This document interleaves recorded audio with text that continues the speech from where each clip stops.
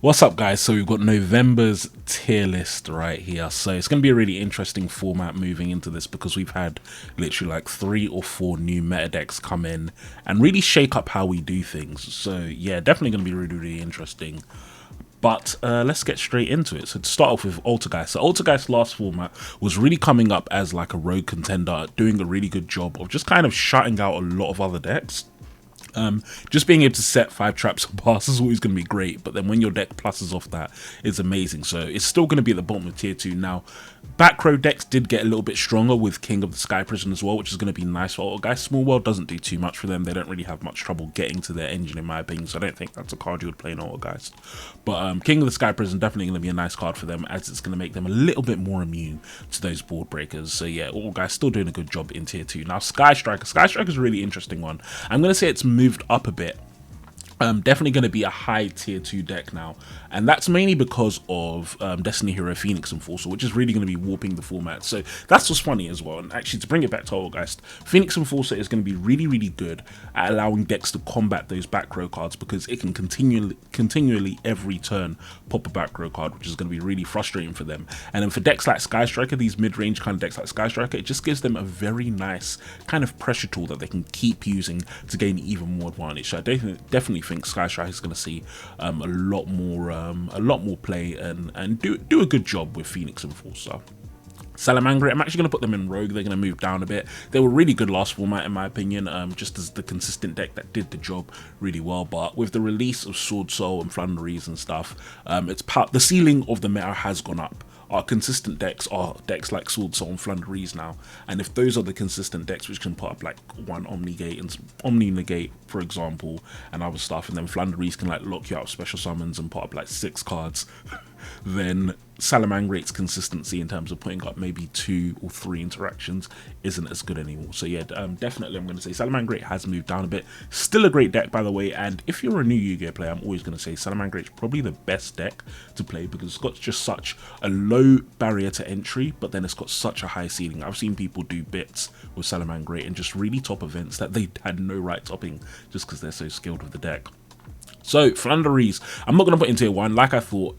Flanderies is going to be a tier 2 deck. It is a good deck, but right now it just suffers from a few issues. The main being that resilience. So, it's if you kind of either draw them or hit their first 1 or 2 summons, go Stoker the field spell, things like that, the deck just kind of falls apart. And the board it puts up, while it's good, it does die to a lot of traditional board breaking cards like Dark Riddle No More, like Lightning Storm. And so that's the main problem, but it is still a really good deck. It's got one of the most oppressive resource games ever. Literally, they will normal summon, tribute, and then they'll normal summon again, and all those cards will come back to their hand, and then on your turn they'll do it again. It's just so good at maintaining its resources, and its way of locking you out of the deck is similar to kind of those True Draco Monarch style decks. Really frustrating to deal with. So yeah, Flanderies, it is a good deck. I think when it gets its quick play, that will definitely boost up a bit, and we might even see it become one of the best decks of the format. At the moment, though, it's still definitely a very good deck to go into, just not the best deck. Drytron. So Drytron's interesting. In the first few tournaments, now this always happens at the beginning of a format, everyone wants to jump on the new deck. So in my opinion, I don't see any reason why Drytron still wouldn't be a tier 1 deck. Infinity Herald Negates is still busted, which is why I'm keeping it there, but this is kind of with an asterisk. So just note guys, I haven't actually seen any results of Drytron, but I don't know if that's because Drytron's actually bad now, or if it's because people just aren't playing it because everyone's playing Sword Soul instead. But yeah, literally the last 2 or 3 events that I've seen since Bode and Synchro Storm came out, I didn't see one person playing Drytron. Quite interesting, but I mean the deck hasn't got any weaker, so I don't know why that would have changed. Virtual on the other hand, I think Virtual is actually a little bit weaker, so I thought they were going to get better with the release of Synchro Storm, but this is slightly different to Drytron, where I'd say Virtual, as kind of the mid-range XYZ Synchro deck, is being overshadowed by Sword Soul, and it really just becomes a point of why play Virtual when you can play Sword Soul instead. It's still a really good deck, I just don't think it's necessarily, probably isn't top 5 anymore. That's how I'd say it. It's probably like 6 or 7, so still a very good deck. Small World is great for the deck. Having the level 6 Sword Soul card is also great in the deck, but then it just becomes a point of why not just play Sword Soul instead. That's really the problem with Virtual Deck, and that tends to happen with combo decks and mid-range combo decks like this. Always tends to happen where there's not enough air at the top for more than one. So it's like if you're not playing Sword Soul, then yeah, play Virtual. But why would you do that when you can just play Sword Soul and beat everyone instead? Now Ignista, I'm actually going to move Ignista up to tier 2 this format. This is a sleeper deck this format, definitely. And it really just comes down to the fact that we're moving into a format that moves away from links. And so a deck like Ignista does become a lot stronger because it's going to be a lot harder for most decks to out their big towers monster. It's just hard to out unless you're main decking kaijus and stuff. And decks like Sword Soul, Flunderies, how the hell is Sword Soul going to be outing the big Ignista? It's not easy. They're going to have to somehow boost their monster up to 4,000 attack, which they can't do that easily. Ignista can also break boards very efficiently. They're not going to care too much about a deck like Flunderies because they play so many board breakers. So I definitely think Ignista is going to have a spot in this meta if people do decide to pick it up. We will see what happens though. But yeah, Ignista is definitely a really great deck. And then yeah, Invoke Dogmatic Shadow. That's going to be a tier 1 deck. So this is even though it's Shadow, I'm putting this as kind of Invoked Dogmatic Shadow variants. That's what this one is represented. Now I've said this before, at the beginning of formats, in my opinion, Invoke Dogmatic Shadow always is going to be a tier 1 deck, and it's simply because it's a deck that has it's very easy to play. It's just full of bombs. You've got Shadow Fusion, Nadir Servant, you've got Magical Meltdown. They can even play Phoenix Enforcer as well now if they want. And it's just hard for you to do at the beginning of the format where people are still trying to optimize their decks. A deck that just has so many bombs that your opponent doesn't know what to negate almost, it's always going to do very well. So it's going to be a tier 1 deck for the next, like, let's say month or so. It might stay like that because it's also got Winder and stuff. So it's also kind of got its own game plan, which is effective. But beginning of the format, I definitely think it's going to be one of the best decks, and it's going to be doing a great job. Now Madolche's is going to be bottom of rogue tier. They were pretty good last format again, but I'll just say again, it's a power ceiling thing, and they also really don't like decks like Flunderies. Flunderies is the kind of deck that shuts Madolche's out really, really effectively because it just says you can't special summon, which means you need to run more non-engine cards in Madolche's, which sucks. Small World is going to boost a lot of decks like Madolche's, and Small World is actually really nice for Madolche because it essentially means that they have 3 more starters, but it doesn't really address the main problems of Madolche's, which is that they need some sort of way of interacting other than Promenade. Other than Promenade and Souffle, I mean, that's all they can really do, which just isn't enough on the opponent's turn. So yeah, bottom of rogue. Dragon Link. So Dragon Link, I'm actually going to leave again. I'm leaving at the top of tier 2. I think Dragon Link is an amazing deck. So it really should be. In terms of power level, it's definitely tier 1. But the reason why I'm leaving Dragon Link at the bottom of tier 2 is at the top of tier 2 is just because, again, I'm not seeing people put the results in. I think the deck is great. I think the deck has potential. I think it's a high ceiling deck that we're just not seeing enough good players play enough. Wow. Don't know why I'm lisping. So even though Dragon Link is a great deck, even though I think it should really be tier 1, I am going to leave it at the top of tier 2. I just need to see some results, then I'll be happy to raise it. It's not going to be me. I'm not good enough to play that deck, but I definitely think Dragon Link has so much potential. People just, I don't know why, people just aren't playing and getting results with it as much as they should.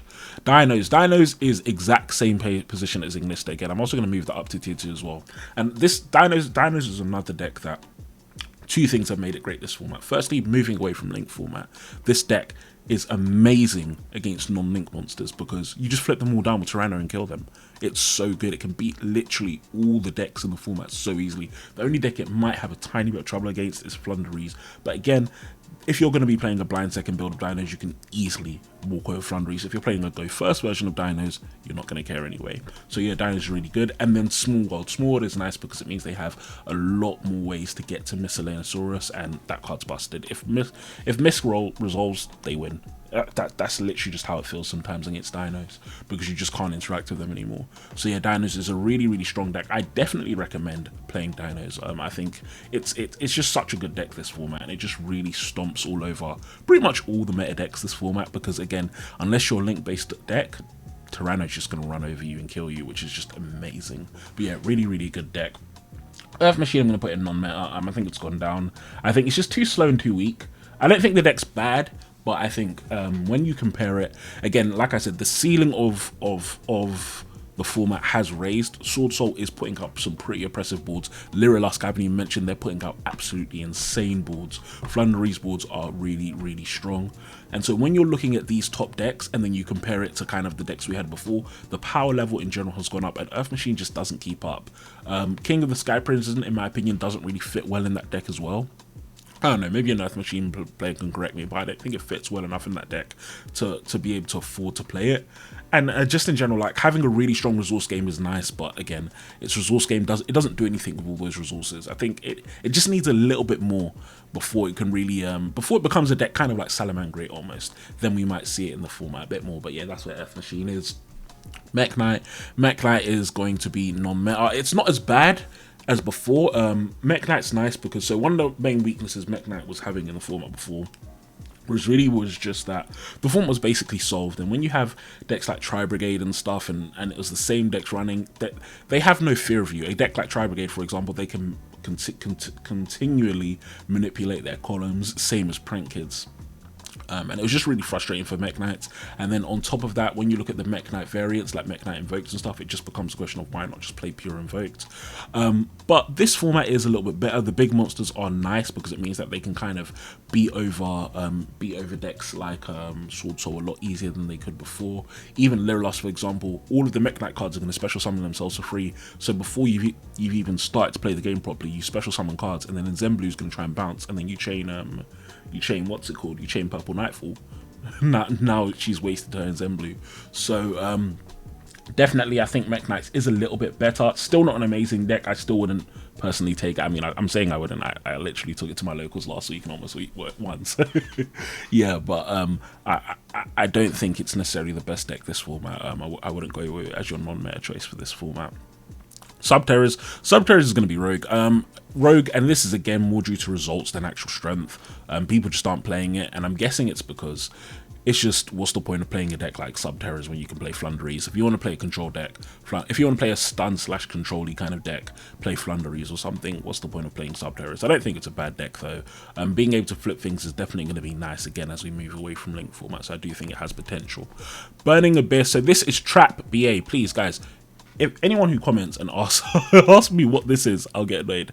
Look, it's Trap BA I'm talking about. I'm not talking about regular. I'm not talking about PK. I've actually got PK in my pictures this time. But yeah, Trap BA, don't play it. Just us.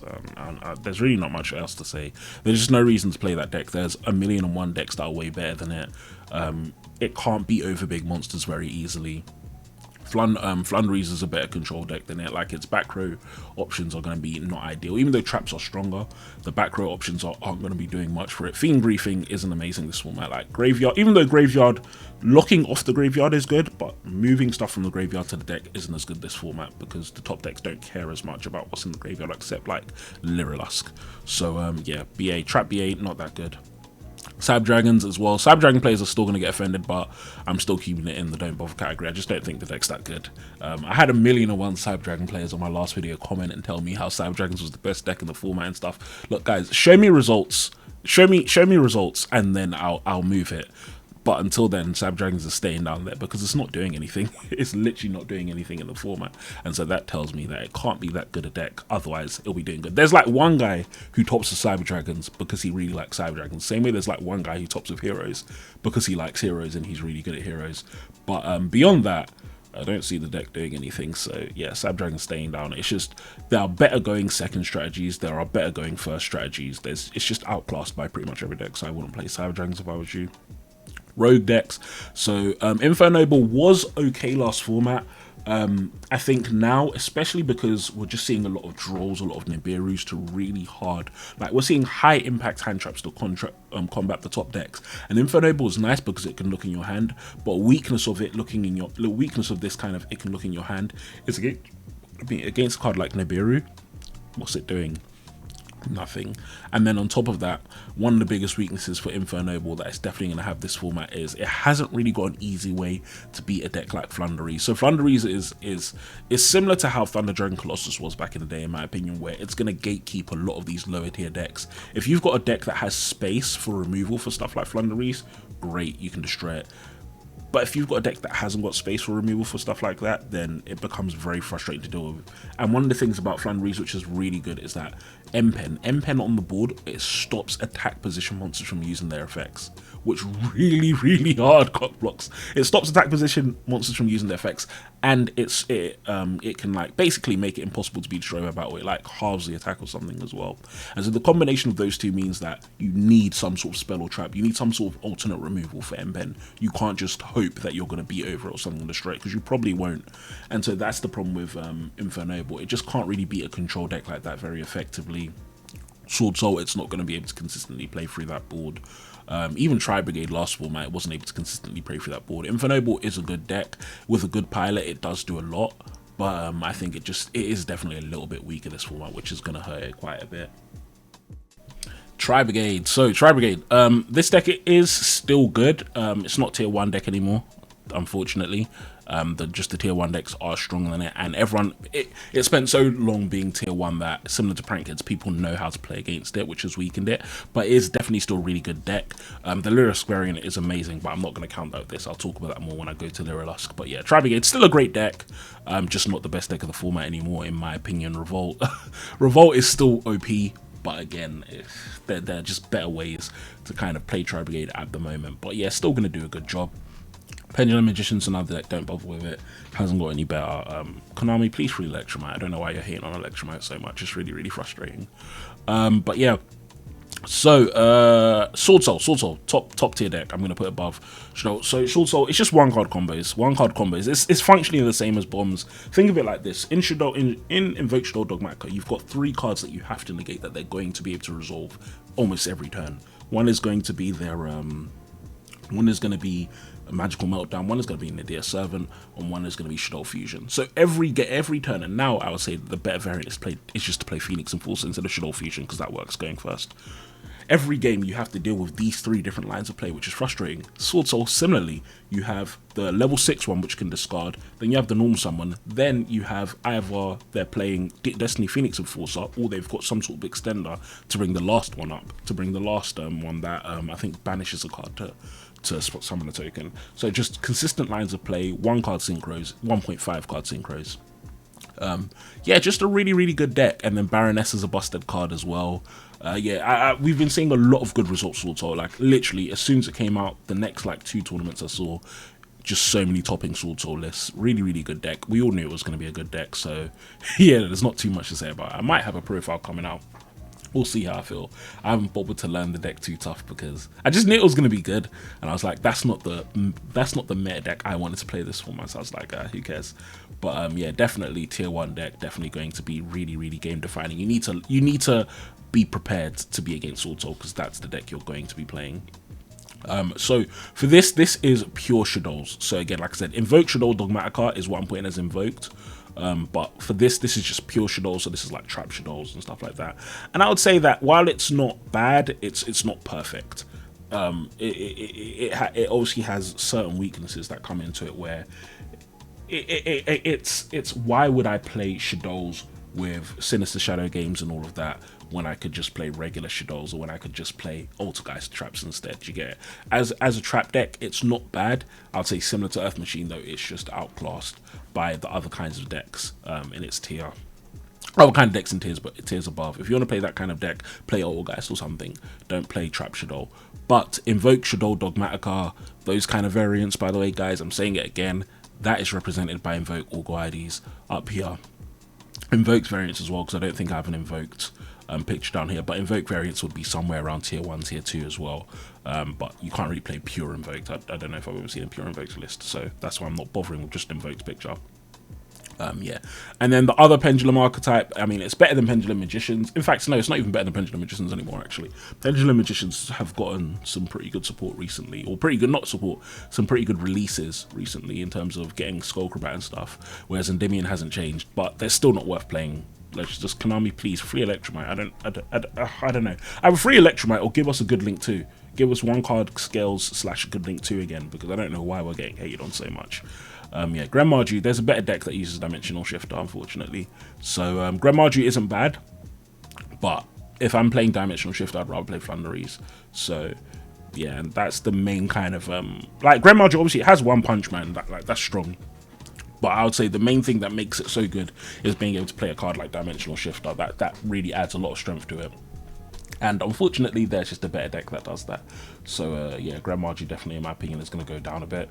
Also, to be honest, Omni Negates, it's just not good against Omni Negates. We're in a format where there are more Omni Negates now, and that's also a big problem for a deck like Grand Marju, because it just tends to play it tends to play bomb cards, not bomb cards, sorry, it doesn't play bomb cards, but it plays cards that you just activate, like Gizmek and stuff, and Desires, like big cards like that you just negate and then it can't play anymore. So it doesn't have like multiple routes of play, multiple lines of play. It's activate dangers, hope for the best, and then normal summon Grand Marjorie. That's pretty much it. So yeah, Grand Marjorie still a good deck, but definitely going to be rogue TR. Mystic Mine, I wouldn't play Mystic Mine variants this format. I just wouldn't. All the top decks have everyone's playing back row removal, and then Sword Soul, the best deck, has a very easy way of popping that back row. Also, if people are playing Phoenix Enforcer, which a lot of decks are, they can pop your Mystic Mine, or even worse, they can pop their own monster and lock you under Mystic Mine. So yeah, Mystic Mine's just trash. Don't play Mystic Mine variants this format. Like Mystic Mine the card is still good, but don't play Mystic Mine Burn this format and hope for the best. It won't work. It's just a really bad idea. Adamantipator. So you know what? I'm actually moving Adamantipator up to tier 2 as well. And the reason being is because I really feel like Adamantipator it's good at what it does. It's good. And you know, where am I going to put it in tier 2? I think I'll put it above these two. I'll put it above those two. It's good at kind of at going first and winning. It goes first and it makes an unfair board. And it's really good at that. I got slapped by an Adamantipator player recently, and Koaki Mary Guardian is just so frustrating to deal with. It's so frustrating to deal with. You just can't do anything once it hits the board, which means you need to hand trap them suboptimally, which is just such a frustrating position to be in against them. So yeah, even though I'm not seeing a lot of results, I do think that's potential. I think people aren't playing it, but the 1 or 2 times I have seen it, it's done a good job. It's fairly cheap now as well, which is great. I don't think they need to play small or anything like that, but yeah, the deck in general is just a really good deck. I think with a good pilot, it definitely is going to be seeing some results this format. And it's the same problems as before. Going second, it doesn't do much, but who cares? Doesn't really have much ways to deal with back row, but again, who cares? They can just play anti-magic arrows and stun all of your back row anyway. So yeah, just a really good deck, a lot of good starters. And yeah, respect Adamantipator a lot more now.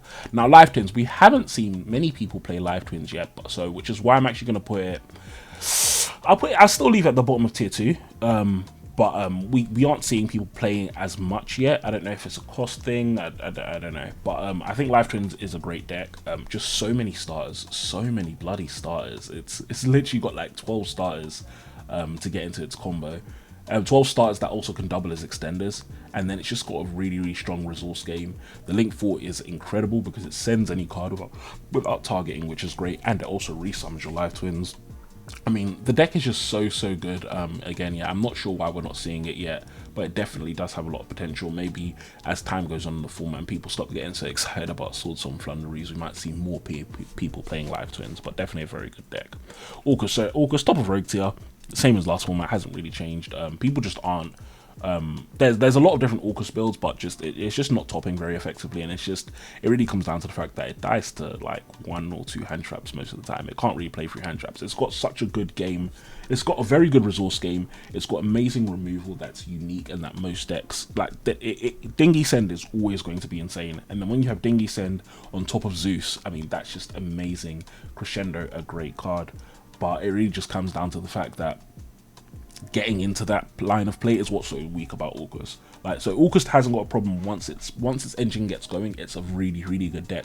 Once its engine gets going, it definitely contends with tier 2 and maybe even tier 1 control decks. It's got a really effective engine, but getting that engine going, it's so weak. Getting that engine going, it's weaker than almost every deck in Rogue in terms of starting its engine, because all it's got is Gearsu for the most part. You've got 3 Gearsu, and that's about it. But then it's like when its engine is going, its engine is so good, and that's the problem with August. So yeah, that's why it's top of rogue tier. It's a good deck, but still need more support or another release. Then next we've got Prank Kids. So Prank Kids, look, Prank Kids is another one where I feel like people aren't respecting it. Yes, losing Meow was frustrating, but I don't think it made the deck any weaker.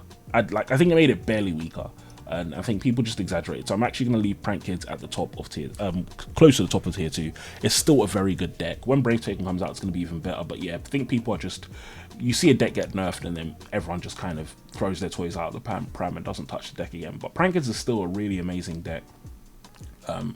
Yeah, just being able to summon go through your whole combo off 1 card is amazing. You've got like 16 ways to get to that. Then on top of that, you've also got a really good kind of play on your opponent's turn with like Battle Butler and stuff. Yes, you can't double nuke them as easily as you could before, but who the flip cares? I mean, you're still going to board wipe them and then have an amazing resource game next game because you only used one card to get into that combo. So Prank Kids is still really, really good. I actually have a profile on my channel of someone who topped a regional Prank Kids like 1 or 2 weeks ago. So yeah, definitely go check that out. But yeah, I think Prank Kids is still a really, really good deck. People just aren't playing it for some silly reason, and they got excited by new decks. Eldritch. I think Eldritch is amazing in this format. I think Eldritch is amazing in this format.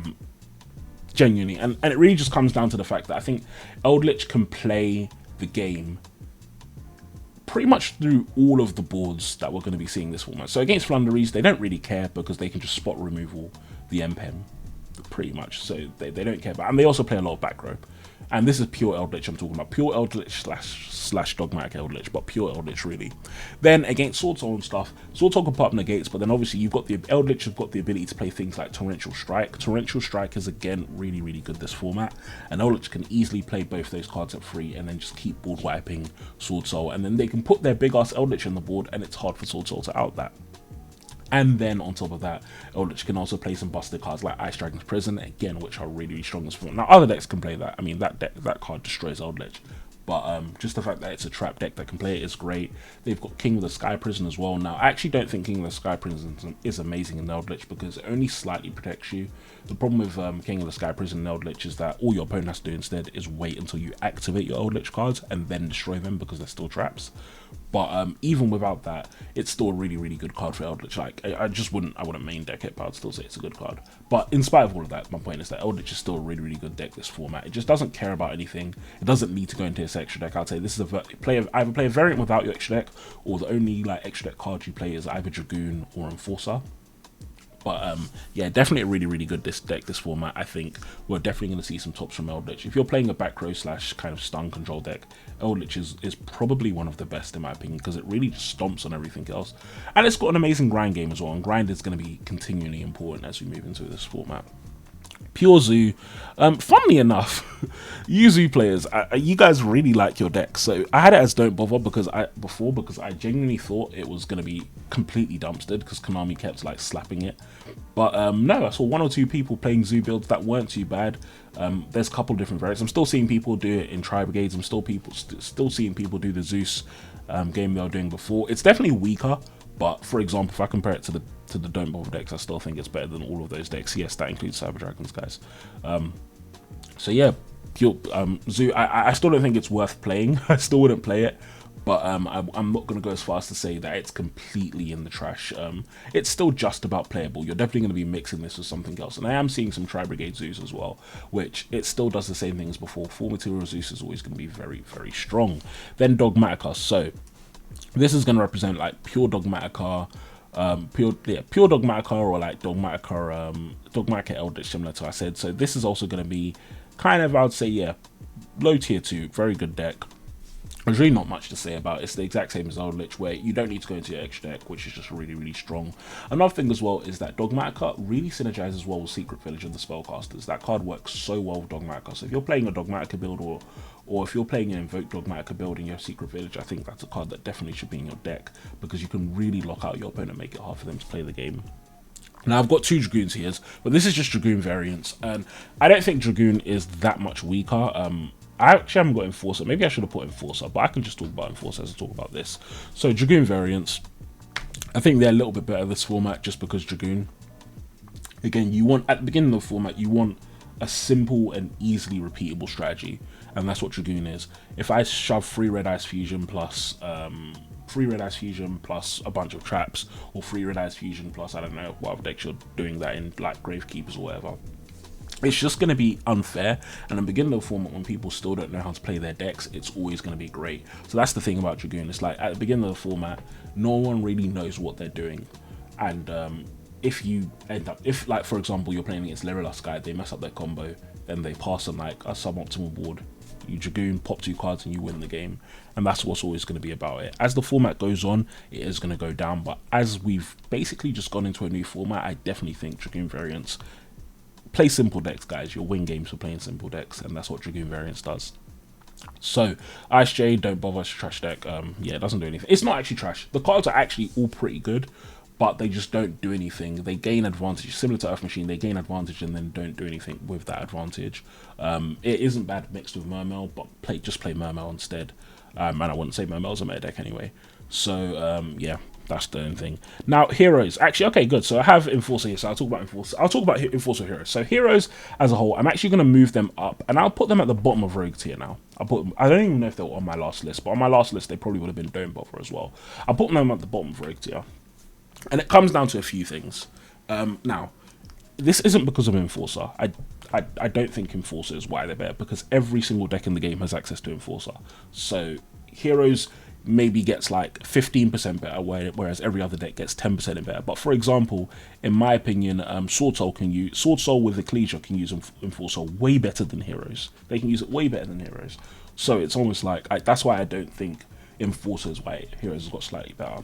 My opinion for why heroes is getting slightly better is simply just the ability to use Dark Claw and the ability to use Plasma it's three things: Dark Claw, Plasma, and Denier. Plasma's just got a bit more support, which makes it a little bit more viable to use. Denier Malicious combo is absolutely cracked. Oh my gosh, the ability to just keep looping your Maliciousness with Denier is amazing. And not just that, but other Destiny hero monsters you might be using. It's nutty. It's just nutty. And I feel like it was the perfect card to really kind of help mitigate the whole nonsense of Malicious being on the semi-limited list. But I don't know, if you're a hero player, you tell me. In my opinion, I would almost rather have Malicious at 2 Denier than have Malicious at 3, because it means I have to play one less brick to do the same thing. So yeah, I just think it's so good. Yeah, and it really has kind of helped heroes out a bit. Now, heroes still does have the same issue in terms of their first turn board isn't amazing, but it's good. I would say it's good. If you're using Plasma, that's pretty good. If you're putting Dark Claws down, that's pretty good. And so that's why I do think heroes has gone up a bit. I still don't think it's the best deck of the format. I still don't think it's going to be dominating, but we might see one or two tops here and there. So I definitely do have a little bit more for respect for heroes now. Magiki is another Don't Bother. Unfortunately, the deck has a really cool combo, but why would I ever play Magiki when I could play Drytron? As you're building Magiki, you'll see that it seems like Drytron fits so well with it, and then as time goes on, you remove more and more Magiki cards until you're just playing Drytron, because yeah. So that's the problem. There's just a way better ritual deck that does everything it does and more. Thunder Dragons is a little bit better this format. The only reason I put it on the list is just to put it on the map so people are aware. Thunder Dragons is a little bit better just because of Small World. Small World is a really good card for them.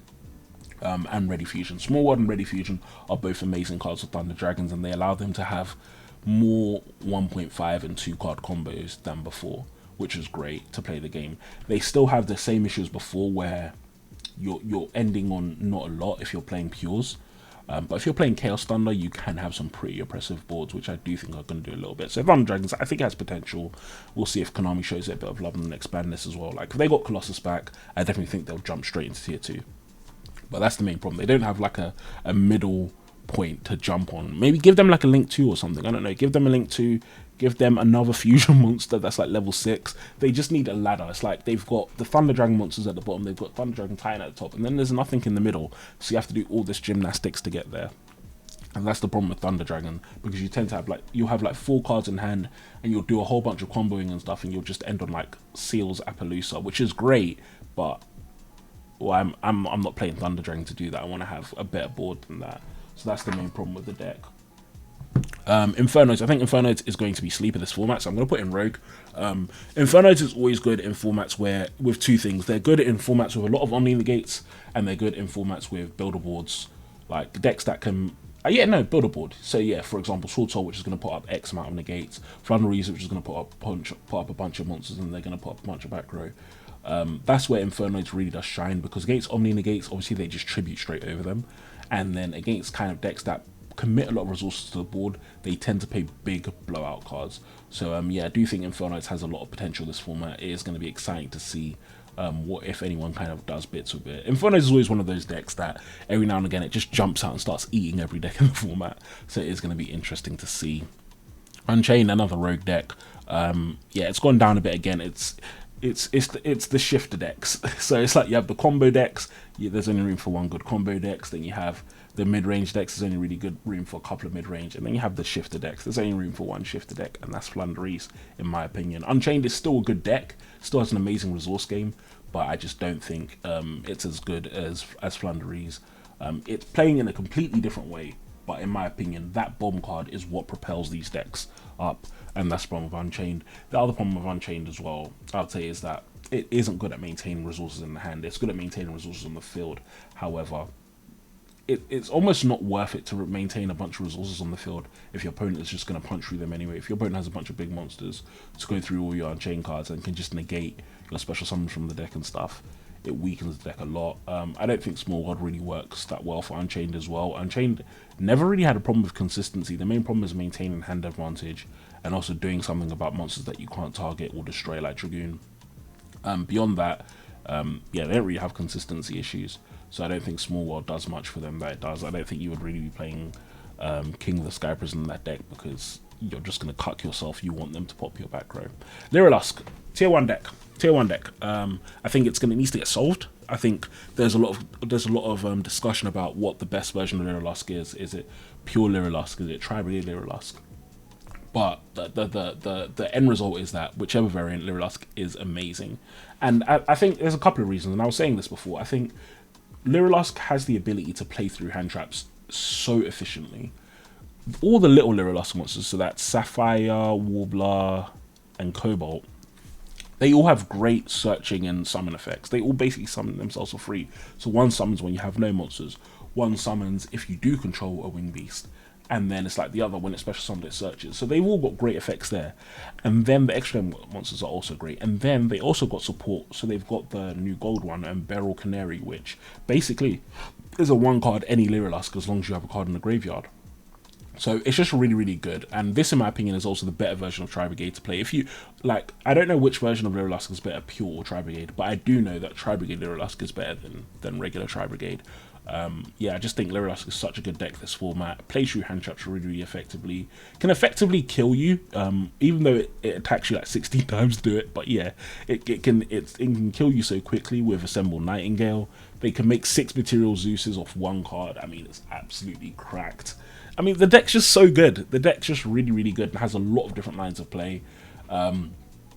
It also can play things like Barrier Statue as well, which is quite frustrating. So on top of potentially, so I actually don't play Barrier Statue because I think if you're playing in Zen Blue Robin, you don't need Barrier Statue because the two conflict a little. But even in spite of that, yeah, you can play like Barrier Statues and stuff to lock out your opponents. You can play in Zen Blue to bounce loads of their cards. You can just play Apex Avian to bounce cards. It's just got so many lines of play, and they all kind of work together, mesh together to make this really, really effective deck. So yeah, Lyrilusk, definitely a tier 1 deck. I wouldn't be, like, at the moment, I'm going to put Sword Soul above it because I think Sword Soul is the easier deck to pilot. But I think as time goes on and the deck gets solved better and people get better with it, I wouldn't be surprised to see Lyrilusk become the best deck of the format.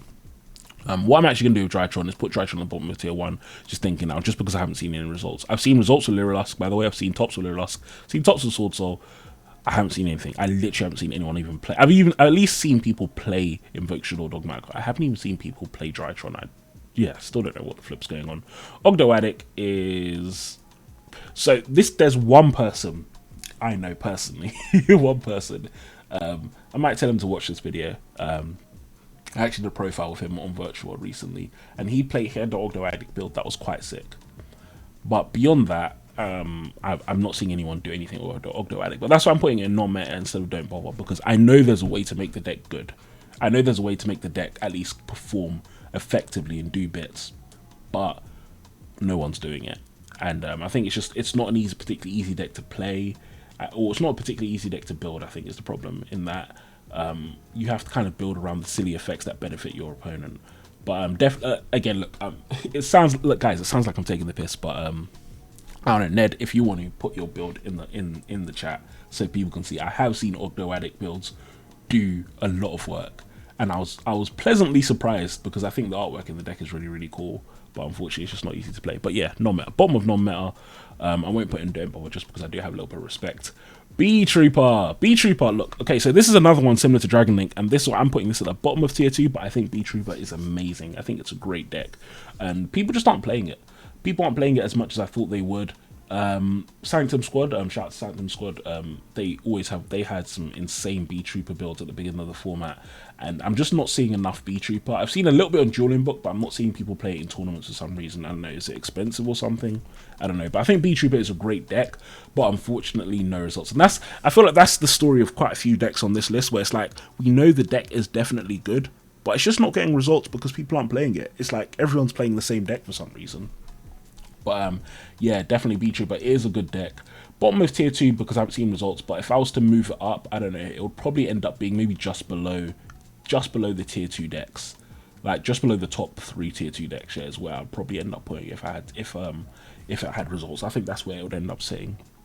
Phantom Knight's tier 1. I think Phantom Knights is an amazing deck. I thought it was last format. I think it's still the same this format. Phantom Knights is such a busted deck. Oh my gosh. It's one card combos to just do so much, and that's the real strength of it.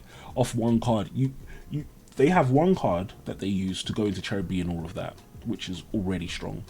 And then negating that first summon is usually redundant, because if all they need is one extender. Then once they get into Cherubim, unless you have Nibiru, there's pretty much no hand trap that stops them. You usually have to hand trap the Cherubim. Sorry, not Cherubim. You usually have to hand trap the Graph from deck or whatever, or you have to hand trap the Phantom Knight with Rusty Bardiche. Then you probably have to negate the Verte later. I mean, the deck's just so good at just putting so much pressure on the board off one card. And then it also has really good grind as well, because the Fog Blades are all act as reborns, and then the Leviers put their materials back in the graveyard so they can summon it again. They've got Breaksword, which is a great card. If they're playing Arc Rebellion XYZ, that's also a great card. I mean, it's just such a good deck. I am seeing a lot of Phantom Knights players play Phoenix and Horse, and I actually don't think the deck needs to. There was a deck recently that topped. They didn't play any of that. They didn't play any Verte build or anything. They just played hand traps and traps, and it seemed to do quite a good job. So I definitely think people need to look into more playing, lowering the ceiling of the deck a bit, because it already does a lot. I feel like you don't need to raise ceiling even more with Verte. But yeah, definitely a really good deck, definitely tier 1. I don't particularly see it having any kind of problems this format. Like, there's no deck that just kind of walks over it, in my opinion. So that's another strength of Phantom Knights. I think it just has good matchup against most decks. I guess probably the weakest matchup it probably has is Lyrilusk, just because if they put a barrier statue, there's not a lot Phantom Knights can do. But beyond that, yeah, it's just a really good deck, this format. I definitely am excited to see how well it ends up doing. And then lastly, Paleozoic. I'm going to put Paleozoic in the bottom of Rogue tier, and the main reason for that is King of the Sky Prison. This is probably the best deck for King of the Sky Prison, in my opinion.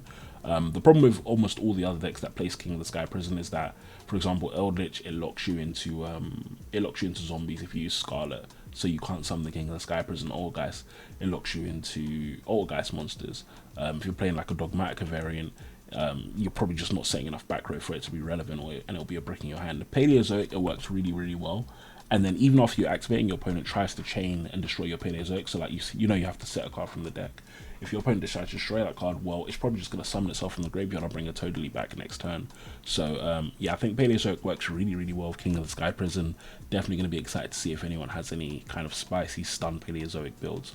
But yeah, guys, that is my meta tier list for this format. So yeah, I'm really excited to see where it's going to go. I'll say that this is tentative. I haven't seen enough results to decide on every deck, but I am pretty confident about most of the decks in this format in terms of where they are. So yeah, it's going to be really exciting to see what happens as we move forward. But yeah, thank you all for watching, and I'll talk to you all soon. Peace.